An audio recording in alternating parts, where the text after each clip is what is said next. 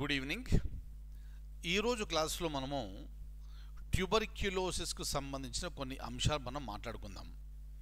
దానికి సంబంధించిన ఒక ప్రశ్న మీ ముందు పెట్టి ఆ తర్వాత మన డిస్కషన్ అనేది మనం కంటిన్యూ చేద్దాం. ఎందుకంటే ఈ ట్యూబర్క్యులోసిస్ వ్యాధి గురించి కేవలం భారతదేశంలో మాత్రమే కాకుండా ప్రపంచవ్యాప్తంగా కూడా చాలా ఇబ్బందులు వస్తున్నాయి.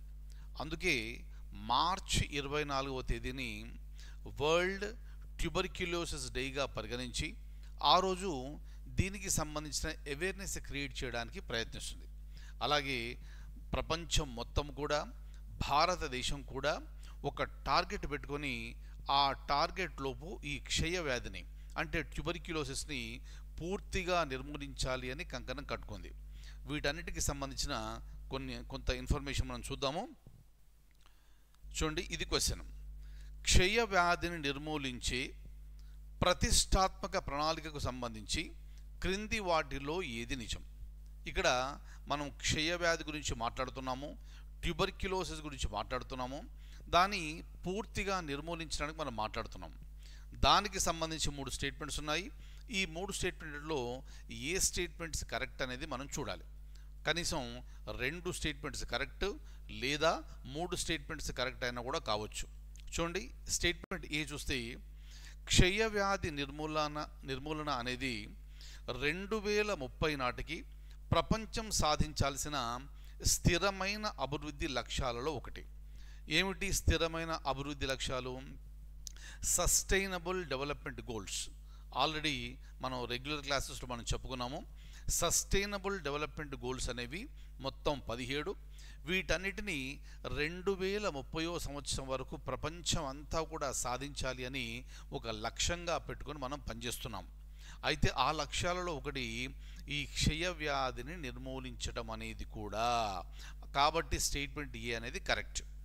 ఇక రెండవ స్టేట్మెంట్ వచ్చేటప్పటికి భారతదేశం 2025వ సంవత్సరం కంతా క్షయ వ్యాధిని నిర్మూలించాలని లక్ష్యంగా పెట్టుకుంది. ప్రపంచమంతా సస్టైనబుల్ డెవలప్మెంట్ గోల్స్లో భాగంగా 2030 వరకు తన లక్ష్యాన్ని నిర్దేశించుకుంటే భారతదేశము 2025వ సంవత్సరం వరకే క్షయ వ్యాధిని పూర్తిగా నిర్మూలించాలని ఒక నిర్ణయం తీసుకోవడం జరిగింది. ఈ నిర్ణయము 2018లో తీసుకొని భారత ప్రధానమంత్రి అప్పుడు ఈ ప్రకటన అనేది చేయడం జరిగింది.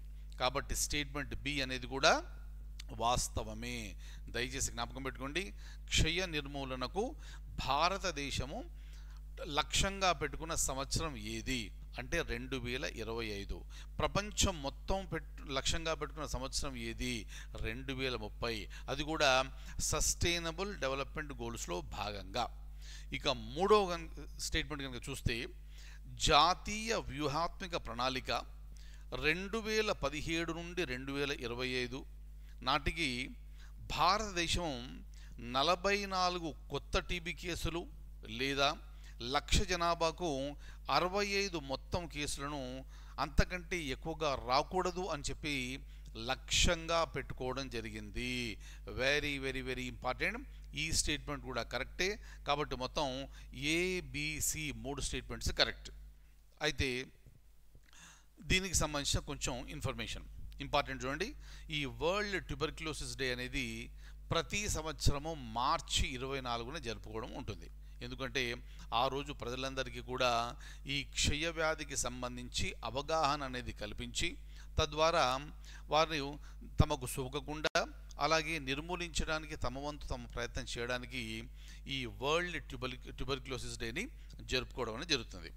అయితే ఈ యాన్యువల్ ఈవెంట్ వచ్చేసి ద డేట్ ఆఫ్ 1882 అప్పుడు డాక్టర్ రాబర్ట్ కోచ్ అప్పుడు వారు ఏం చేశారంటే డిస్కవరీ ఆఫ్ మైకోబాక్టీరియం ట్యూబర్క్యులోసిస్. ఇది ఒక బేసిలస్. సో కాబట్టి ఈ బేసిలస్ పేరు మైకోబాక్టీరియం ట్యూబర్క్యులోసిస్. దాని ద్వారా ఈ ట్యూబర్క్యులోసిస్ వస్తుందని చెప్పేసి 1882లో డాక్టర్ రాబర్ట్ కోచ్ ప్రకటించడం జరిగింది. సో ఆ తేదీని దృష్టిలో పెట్టుకొని మార్చ్ 24ని వరల్డ్ ట్యూబర్క్యులోసిస్ డేగా ప్రపంచం మొత్తం కూడా జరుపుకోవడం అనేది ఉంటుంది. అలాగే 2024వ సంవత్సరానికి సంబంధించి ఆల్రెడీ మార్చి 24 అయిపోయింది, రైట్. అయితే 2024 సంవత్సరానికి సంబంధించి ఈ వరల్డ్ టీబీకి సంబంధించి థీమ్ ఏది అంటే yes we can end TB. Yes we can end TB అనేది థీమ్. దీంట్లో ఏ ప్రశ్న అయినా అడిగే అవకాశం ఉంది. అన్నిటినీ కలిపి ఒక ప్రశ్నగా అడగొచ్చు, లేదా ఈ మొత్తంలో ఏదో ఒక పాయింట్ తీసుకొని ఆ పాయింట్ అయినా కూడా ప్రశ్నగా అడిగే అవకాశం ఉంది. కాబట్టి జాగ్రత్తగా ఈ పాయింట్స్ అన్ని రాసుకోండి. I wish you all very very very very good luck.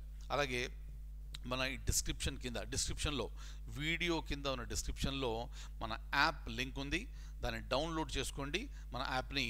అలాగే ఆ కింద టెలిగ్రామ్ ఛానల్ లింక్ కూడా ఇవ్వడం జరిగింది.